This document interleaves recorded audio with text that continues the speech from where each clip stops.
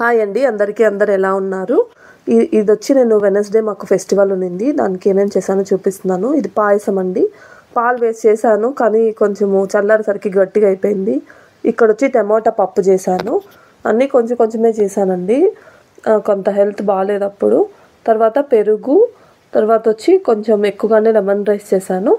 తర్వాత శనగలు ఉడకబెట్టి దానికి తాలింపు వేశాను. ఇంకొచ్చి వైట్ రైస్. ఇవండి నేను వెనస్డే వచ్చి అమావాస్య, మేము వెంకటేశ్వర స్వామికి పూజ చేసుకుంటాము, తిరుమల అమావాస్య అనేసి.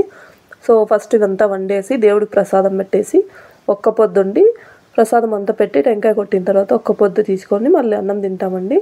యాక్చువల్గా ఇన్ని రోజులు వీడియోస్ పెట్టకపోవడానికి కారణం వచ్చి నాకు ఫీవర్గా ఉన్నిందండి. 3-4 డేస్ నుంచి వైరల్ ఫీవర్. ఇప్పుడు కొద్దిగా పర్లేదు, ఇంక నుంచి కంటిన్యూస్గా వీడియోస్ వస్తాయి.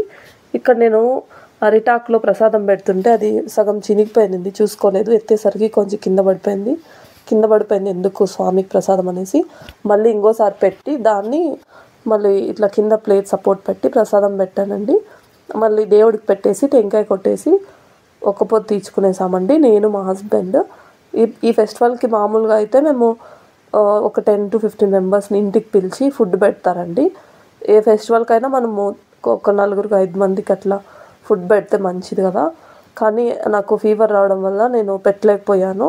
నాకు చేతనైనంత కొంచెం ఎక్కువ చేసి గుడి దగ్గరికి వెళ్ళి మనం ప్రసాదం పంచుదాము గుడి దగ్గరకు వచ్చిన వాళ్ళకి అనుకున్నాను.